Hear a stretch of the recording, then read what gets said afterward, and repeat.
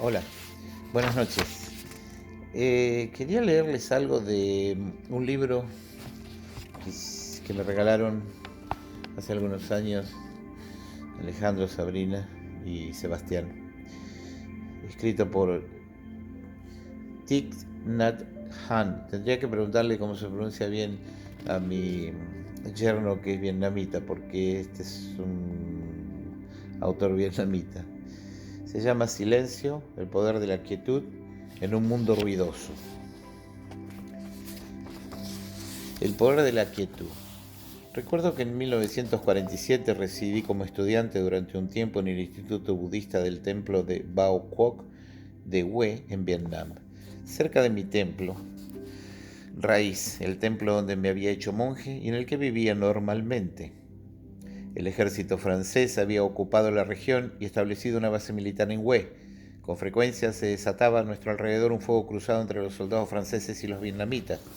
Los aldeanos que vivían en la cima de las colinas acabaron levantando pequeñas fortalezas para protegerse. Había noches en las que se encerraban en su casa para evitar el tiroteo. Por la mañana, al despertarse, solían encontrarse cadáveres de la batalla de la noche anterior con consignas escritas con una mezcla de cal y sangre por el camino. De vez en cuando los monjes pasaban por aquellos caminos apartados, eran los únicos que se atrevían a hacerlo. En cambio, los habitantes de la ciudad de Hue, que habían regresado hace poco tras haber sido evacuados, los evitaban a toda costa. Aunque Bao Quo se encontraba cerca de una estación de tren, casi nadie se arriesgaba a ir allí. Tal era el horror que despertaba la zona. Una mañana me fui de Bao Quoc para visitar mi templo raíz, como hacía cada mes. Era muy temprano, las puntas de las brisas de las brisnas de hierba todavía estaban cubiertas de rocío. Dentro de una bolsa de tela llevaba mi túnica ceremonial y varias sutras. En una mano sostenía el típico sombrero cónico vietnamita. Me sentía alegre y feliz por la perspectiva de ver a mi maestro, mis hermanos monásticos y el antiguo venerado templo. Al empezar a subir una colina, oí una voz llamándome. En la cima, por encima del camino, vi a un soldado francés haciéndome señas con la mano. Creyendo que se burlaba de mí por ser monje, no le hice caso y seguí andando. Pero de pronto me dio la impresión de que no debía tomarme la situación tan a la ligera. Oí el repiqueteo de las botas del soldado corriendo a mis espaldas. Quizá me quería cachear, tal vez la bolsa de tela que llevaba le parecía sospechosa. Me detuve y le esperé hasta que se acercó. Era un soldado joven, con un rostro delgado y bello. ¿A dónde vas?, me preguntó en vietnamita. Por su acento deduje que era francés y que su conocimiento del vietnamita era muy limitado. Le sonreí. Si te hubiera respondido en vietnamita, ¿me habrías entendido?, le pregunté en francés. Al descubrir que hablaba francés, se alegró la cara de golpe. Me dijo que no pretendía cachearme y que solo quería preguntarme algo. Solo quiero saber de qué templo eres, dijo. Cuando le respondí que vivía en el templo de Bao Quoc, mostró un gran interés por él. El templo de Bao Quoc, repitió, ¿es el templo grande de la colina que hay cerca de la estación de tren? Asentí yo con la cabeza, me señaló con el dedo una pequeña estación de bombeo para extraer agua en la ladera de la colina. Por lo visto, era su puesto de guardia. Si no estás demasiado ocupado, me encantaría que subieras a charlar un poco conmigo, me sugirió. Nos sentamos cerca de la estación de bombeo y me contó que 10 días atrás había visitado con otros 5 soldados más el templo de Bao Quoc. Habían ido al templo a las 10 de la noche en busca de militantes del Bien Minh, los resistentes vietnamitas, ya que les habían comunicado que se reunirían allí. Estábamos decididos a capturarlos. Fuimos armados con fusiles. Teníamos órdenes de arrestarlos, incluso de matarlos si era preciso. Pero cuando entramos en el templo nos quedamos sorprendidos. ¿Porque había muchos residentes vietnamitas? No, no, exclamó él. Encontrar dentro militantes del Bien Minh no nos habría sorprendido en lo más mínimo. Les habríamos atacado por más numerosos que fueran. Me quedé desconcertado. ¿Qué fue entonces lo que os sorprendió?, le pregunté. Lo que pasó fue de lo más inesperado. Normalmente, siempre que hacemos registros en alguna parte, los lugareños huyen corriendo o son presas del pánico. Les han hecho unas cosas tan horribles que huyen aterrados, les expliqué. Yo no tengo por costumbre aterrorizar o amenazar a la gente, repuso. Tal vez se asustan tanto porque los soldados que llegaron antes que nosotros les hicieron daño. pero cuando entramos en el recinto del templo de Bao Quoc fue como entrar en un lugar desierto. La luz que difundían las lámparas de aceite era muy tenue. Avanzamos por la capilla pisando fuerte para hacer ruido y me dio la impresión de que el templo estaba lleno de gente, pero no oímos a nadie. Reinaba un absoluto silencio. Los gritos que lanzó uno de mis compañeros me produjeron una gran incomodidad. Nadie respondió. Encendí la linterna y al enfocar con el haz de luz una sala que parecía vacía, vi 50 o 60 monjes sentados en quietud, meditando en silencio. Claro, porque llegaste a la hora de nuestra sesión nocturna de meditación, le expliqué asintiendo con la cabeza. Sí, fue como si hubiéramos irrumpido en un extraño campo energético cargado de una fuerza invisible, afirmó. Nos quedamos tan desconcertados que dimos media vuelta y regresamos al patio. Los monjes nos ignoraron. No dijeron una sola palabra como respuesta, ni mostraron el menor signo de pánico o de miedo. No os ignoraron, simplemente estaban concentrados en la respiración. Eso es todo. La calma de esos monjes me fascinó, admitió. Se ganaron todo mi respeto. Nos quedamos plantados en silencio en el patio al pie de un árbol enorme y esperamos tal vez media hora. Luego oímos una serie de campanas sonando y el templo volvió a la actividad habitual. Un monje encendió una antorcha y nos invitó a pasar al interior, pero le contamos por qué estábamos allí y luego nos marchamos sin más. Aquel día mis ideas sobre los vietnamitas empezaron a cambiar. Entre nosotros hay muchos jóvenes, prosiguió. Añoramos nuestro hogar, echamos mucho de menos a nuestra familia y a nuestro país. Nos han enviado aquí a matar a militantes del Bien Minh, pero no sabemos si serán ellos los que nos matarán a nosotros y ya no volveremos nunca más a casa con nuestra familia. Ver a los lugareños trabajar con tanto ahínco para reconstruir sus vidas destrozadas me recuerda mis parientes en Francia. La vida apacible y serena de estos monjes me hace pensar en las vidas de los seres humanos en la tierra. Y me pregunto por qué hemos venido a este lugar. ¿De dónde viene ese odio tan fuerte entre los militantes del Bien Minh y los franceses que nos ha hecho viajar hasta aquí para luchar contra ellos? Tremendamente emocionado le cogí la mano. Le conté la historia de un viejo amigo mío que se había alistado para luchar contra los franceses y que había ganado muchas batallas. Un día llegó al templo donde yo residía, me abrazó echándose a llorar desconsoladamente. Me contó que al atacar una fortaleza, mientras estaba agazapado detrás de unas rocas, vio a 2 soldados franceses jóvenes sentados charlando animadamente. Cuando vi las caras alegres, bellas e inocentes de aquellos chicos, fui incapaz de dispararle. Mi querido hermano, tal vez los demás me tachen de cobarde y blando y digan que si todos los combatientes vietnamitas fueran como yo, al cabo de poco se habían apoderado de nuestro país. Pero por un instante amé al enemigo tanto como mi madre me ama a mí. Sabía que la muerte de esos 2 jóvenes causaría un gran sufrimiento a sus madres en Francia, el mismo que mi madre sintió al saber que mi hermano más pequeño había muerto. ¿Te das cuenta?, le dije al soldado francés. El corazón de ese joven soldado vietnamita estaba lleno de amor por el género humano. El joven se quedó callado, absorto en sus pensamientos.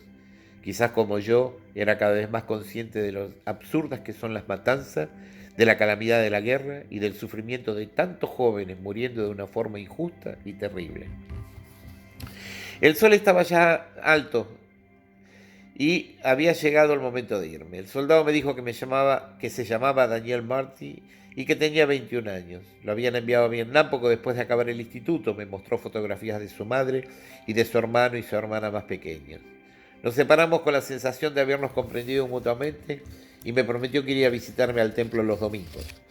Durante los meses siguientes me iba a ver en cuanto le era posible y yo lo llevaba a la sala de meditación del templo a practicar conmigo. Le puse el nombre espiritual de Tan Luong. Le enseñé el vietnamita. Solo sabía pocas frases que le habían enseñado durante el periodo de adiestramiento. Al cabo de 2 meses, Ya podíamos conversar un poco en mi lengua natal. Me contó que ya no tenía que hacer más incursiones como antes y compartí con él el gran alivio que esta noticia le producía. Cuando recibía cartas de su familia, me las mostraba. Al verme, unía las palmas de las manos para saludarme. Un día le invité a compartir con nosotros la comida vegetariana que tomábamos en el templo.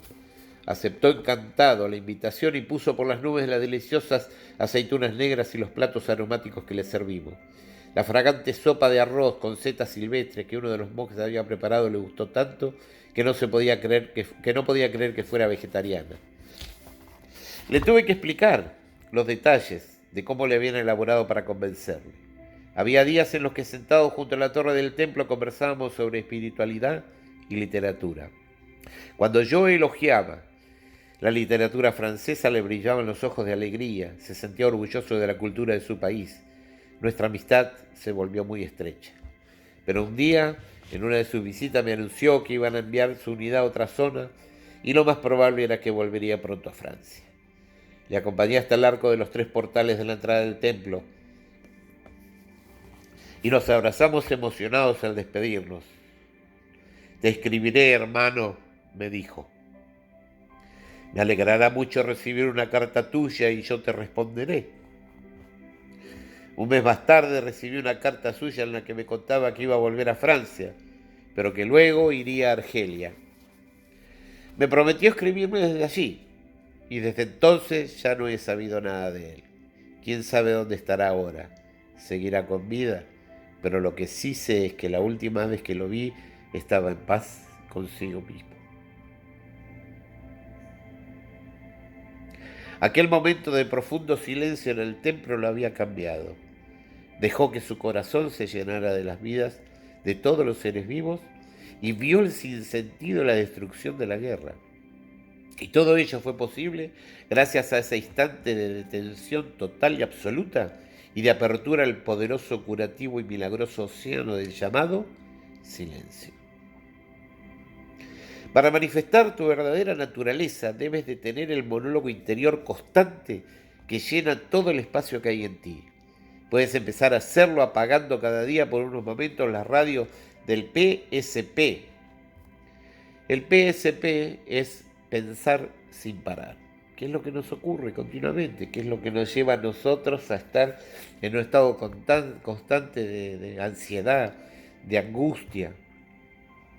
Nuestros pensamientos vienen a una velocidad tan grande que no nos da tiempo parece que estuviéramos como en una montaña rusa, no en un juego que no nos da y no nos damos ese tiempo tan necesario que es estar con nosotros mismos. Así, cuando paramos la radio del PSP, dedicarás a tu lugar ese espacio mental de gozoso silencio. La manera más fácil de liberarte de la rueda impensable de pensar sin parar es aprendiendo a ser consciente de la respiración. Respiramos todo el tiempo, pero pocas veces prestamos atención a nuestra respiración. Es muy inusual que gocemos respirando. La respiración consciente es el placer que te ofreces cuando te centras al 100% en la inspiración y la expiración durante todo lo que dure. Si prestas atención mientras respiras, así es como si las células de tu cerebro y las del resto de tu cuerpo entonaran la misma canción. Al ser consciente de la respiración, vas a tu interior. Tu cuerpo está respirando y tu cuerpo es tu hogar. A cada respiración vuelves al hogar que hay en ti.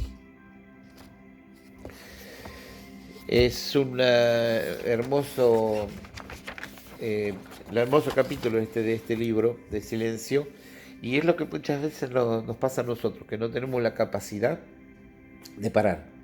Pensamos que no, que hay que seguir, hay que seguir, hay que seguir. Y yo comentaba el otro día con Graciela que si no parás, te paran. Y las consecuencias son terribles para nuestro cuerpo. Entonces, el cuerpo está cubriendo el espíritu, que es la vida, que es lo que tenemos, lo que nunca muere, lo que hemos sido, lo que somos y lo que vamos a hacer. Entonces, Si nosotros no hacemos que este espíritu se quede tranquilo, que este espíritu se ponga en situación de poder pensar por qué estamos aquí, por qué estamos tratando de hacer ahí adelante, qué es lo que estamos proyectando.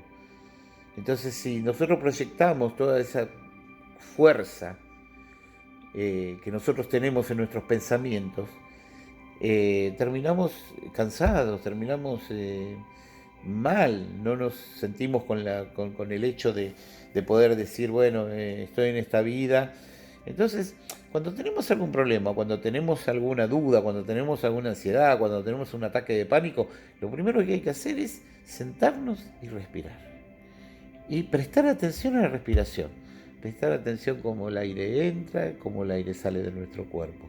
Esa sensación hace que se conecte el espíritu con el cuerpo y hace que nosotros podamos tener un estado de poder pensar y actuar en la forma que realmente tenemos que hacerlo y no en forma atolondrada, como solimos decir, y las cosas después siempre salen mal. Que tengan una buena noche, que Dios los bendiga, de todo corazón. Y ahí nos estamos hablando. Hasta mañana.